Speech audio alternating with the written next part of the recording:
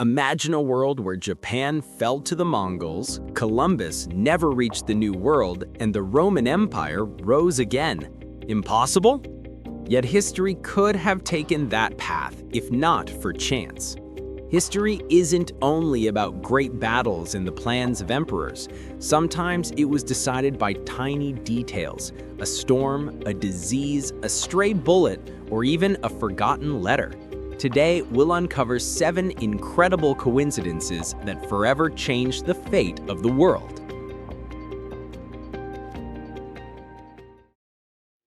In the second half of the 13th century, the Mongol Empire under Kublai Khan was the most powerful force on Earth. Stretching from China to Persia, it seemed no nation could stand against its armies. Their next target was a small island people, Japan. In 1274, the Mongols launched their first invasion. Around 30,000 warriors, supported by Korean allies, crossed the sea. Their ships reached Japan's shores, and the battle on land turned into a bloody massacre. But suddenly, the sea itself intervened. A fierce storm smashed much of the fleet and forced the Mongols to retreat. Japan breathed a sigh of relief, though everyone knew this was only the beginning. 7 years later, in 1281, Kublai Khan returned with over 140,000 soldiers and a fleet of thousands of ships. It was the largest naval invasion in history before D-Day in the 20th century. The odds were hopeless. Japan's samurai were outnumbered many times over, preparing for a final stand on their homeland. And then, a miracle struck. Dark clouds gathered on the horizon, and the sea began to roar. A massive typhoon swept across the Mongol fleet. Winds snapped masts, towering waves capsized ships, and thousands of warriors drowned in the raging waters. Japanese chronicles describe the coasts littered with wreckage and the bodies of invaders. Out of the vast army, only a few survived, and the Mongols never again attempted to conquer Japan. The Japanese called this storm kamikaze, the divine wind. To them, it wasn't chance, but a sign from the gods that their land was protected. And indeed, if the typhoon hadn't destroyed the Mongol fleet, the history of East Asia would have looked very different. Japan might have become part of the Mongol Empire. Its culture, language, and religion forever changed. Instead, that twist of fate preserved its independence, its traditions, and its unique identity. One storm decided the destiny of an entire civilization. At the end of the 15th century, Europe stood on the brink of great change. The old trade routes to Asia were controlled by the Ottoman Empire, and spices, silk, and other riches of the East grew ever more expensive. European kingdoms searched for alternatives. The Portuguese tried to reach India by sailing around Africa, but the voyage was long and perilous. And so, a new idea began to take shape: sail west, across the Atlantic. Christopher Columbus, a Genoese sailor, had the courage to pursue that vision. But his greatest weapon was a mistake. He believed the Earth was far smaller than it really is. According to his calculations, Asia lay just a few weeks away by sea. In truth, the distance was twice as great, so vast that ships of the time could never have survived the journey. Had Columbus known the correct figures, he likely would have abandoned the idea altogether. But his error changed history. In August 1492, he set sail with 3 ships: the Niña, the Pinta, and the Santa Maria. The voyage was grueling. Discontent among the crew, fear of the endless ocean, dwindling supplies. Panic spread on board, and only Columbus's stubborn determination kept the expedition on course. Finally, in October, after weeks in open waters, they sighted land, one of the islands of the Bahamas. Convinced he had reached the outskirts of India, Columbus called the locals Indians. Until his death, he never realized he had discovered an unknown continent. But Europe would never be the same. The discovery of the New World ignited an age of exploration. Ships, colonists, and adventurers poured across the ocean. Gold and silver flowed back to Europe, along with new crops and goods. Yet for the native peoples of the Americas, it was a catastrophe. Colonization, slavery, the destruction of civilizations, and diseases that claimed millions of lives. The great irony is that this world-changing discovery was not born of precise calculation or careful planning, but from a simple error in arithmetic. If Columbus had known the true size of the planet, his voyage might have remained a dream, and the discovery of America delayed for decades, perhaps even centuries. Mid-17th century, England was living through an age of great scientific and cultural transformation. The world seemed at once familiar and mysterious. Scholars searched for patterns in everything, from the motion of planets to the fall of a stone, from the flow of rivers to the behavior of the air. Thinkers of the time longed to uncover the hidden order within nature's chaos, which so often appeared unpredictable. Isaac Newton, still a young man, was forced to remain at home during an outbreak of plague. Far from university lectures and laboratories, he spent his days in his mother's garden. There he observed everything: the flutter of leaves in the wind, birds seeking shelter from the sun, the play of light on shallow puddles. His restless, questioning mind searched for meaning in the smallest details.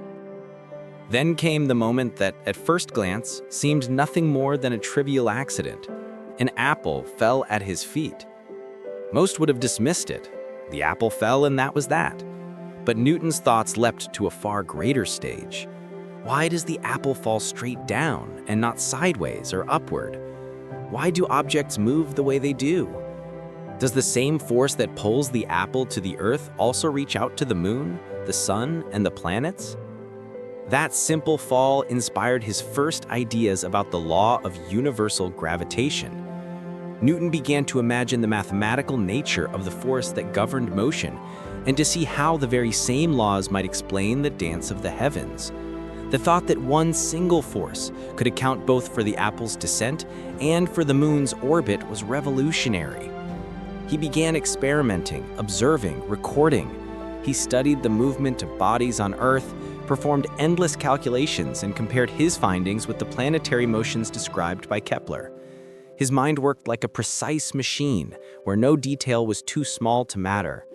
And all of it had begun with an ordinary apple. That small event revealed a profound truth. Great discoveries often grow from the simplest observations.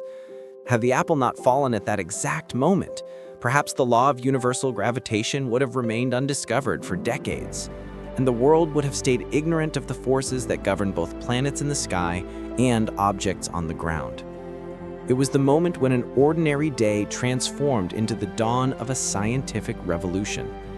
Sometimes chance is just a nudge, but that nudge can change the way we see the universe itself. Summer 1914. Europe stood on the edge of enormous change. The great empires, Austro-Hungarian, Russian, German, and Ottoman, maintained a fragile balance of power, but tension grew with each passing day. Political alliances, secret treaties, and military plans had turned the continent into a powder keg, waiting only for the smallest spark. On June 28, 1914, Archduke Franz Ferdinand, heir to the Austro-Hungarian throne, arrived in Sarajevo with his wife Sophie for an official ceremony. The city was draped in flags, the streets filled with cheering crowds, encouraged by local authorities to greet the procession with flowers and celebration. Security was strict, but last-minute changes and the dense crowd created chaos. Serbian nationalists, tied to the secret organization known as the Black Hand, had prepared a plan to assassinate the Archduke. They hoped to draw Europe's attention to Serbia's struggle for independence and destabilize Austria-Hungary. Several conspirators waited along the route, armed with pistols and bombs, each ready for their chance. The first attempts failed, One bomb exploded but missed its target. Franz Ferdinand remained calm and carried on, displaying composure before the public. Yet fate was not finished. When the motorcade made a sudden turn, Gavrilo Princip found himself just steps away from the Archduke's car. At that critical moment, the guards were distracted by obstacles in the road. The route shifted slightly, and the assassin's chance appeared. Princip fired at point-blank range. Franz Ferdinand and Sophie were killed instantly. Panic swept the crowd. Guards shouted in confusion, and the city echoed with cries of horror.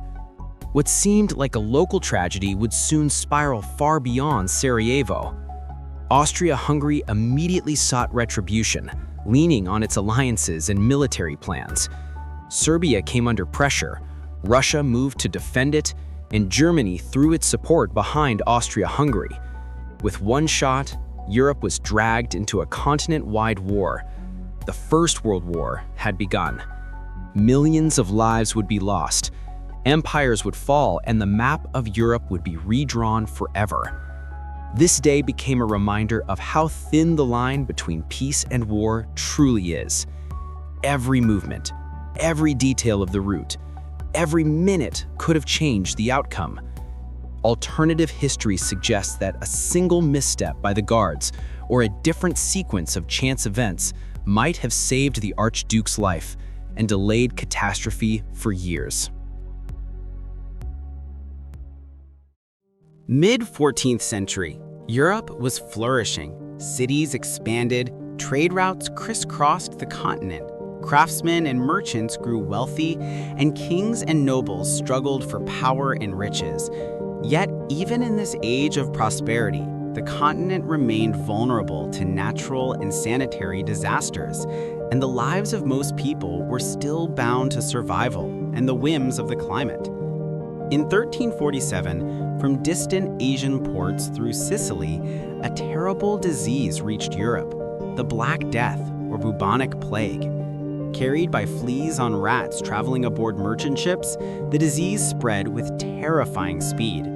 People did not understand how it was transmitted. There were no cures, and fear and panic swept through towns and villages.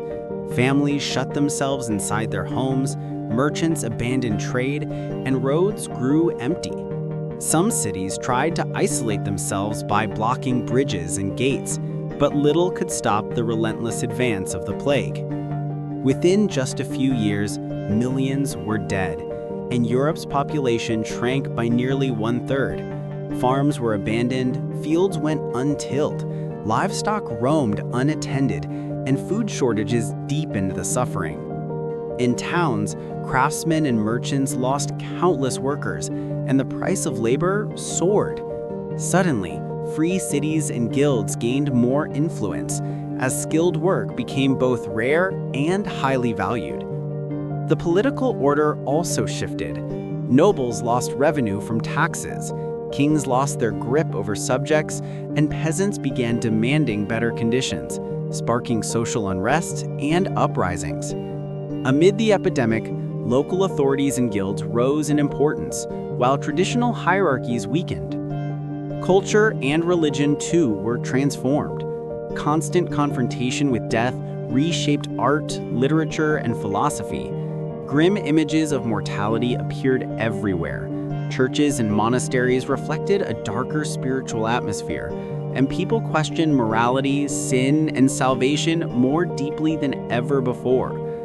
Thus, the plague did far more than claim millions of lives. It reshaped Europe's economic, social, and cultural foundations. Old powers and institutions were forced to adapt. New opportunities emerged for ordinary people and towns, and the cultural shift laid the groundwork for the Renaissance and social reforms that would echo for centuries after the pandemic receded. 1962. The Cold War stood on the brink of turning hot. The United States had stationed nuclear missiles in Turkey, right at the Soviet border.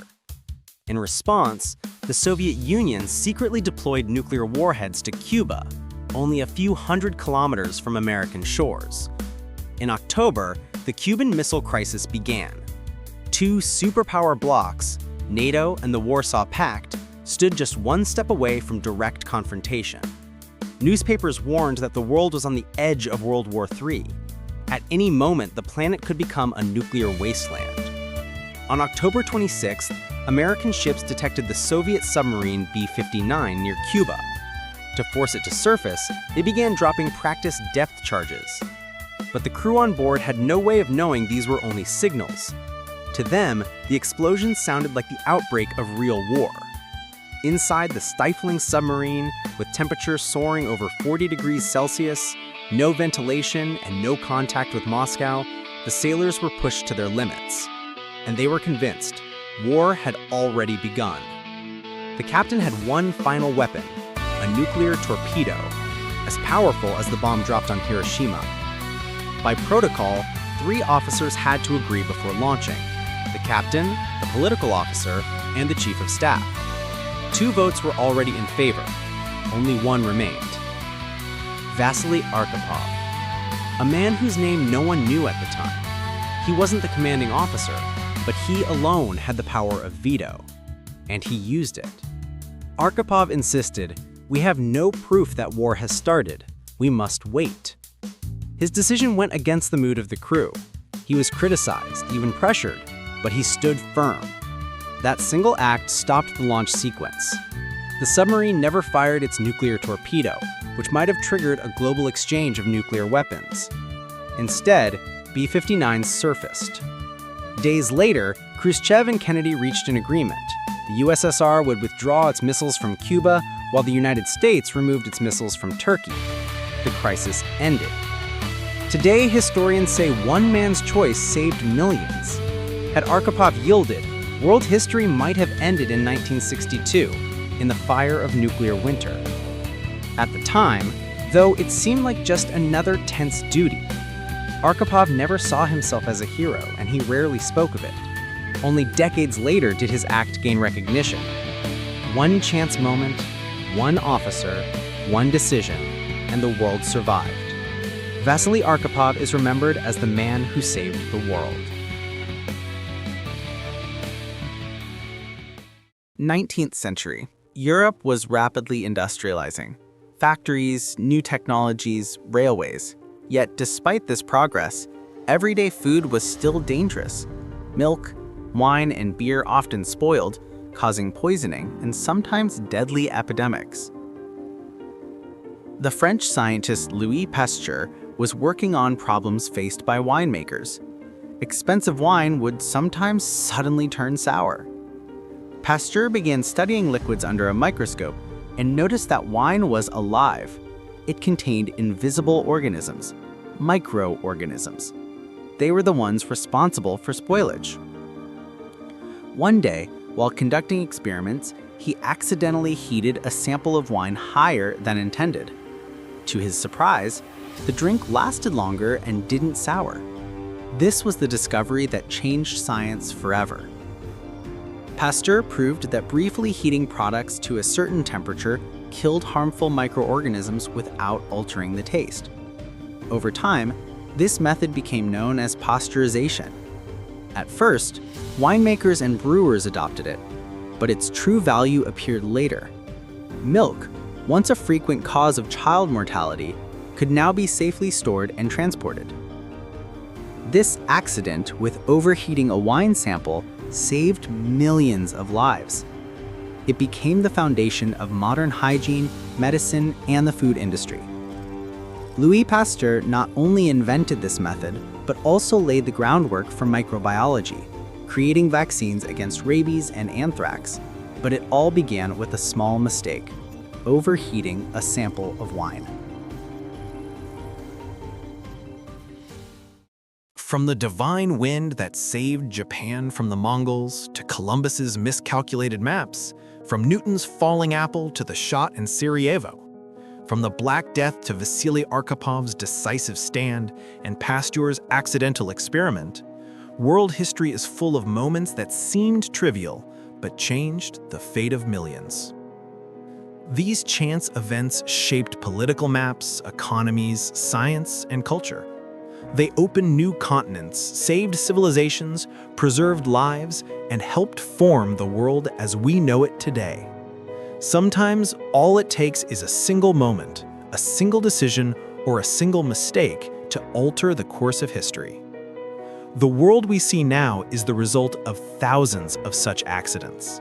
And looking back, we realize great changes often begin with the smallest details.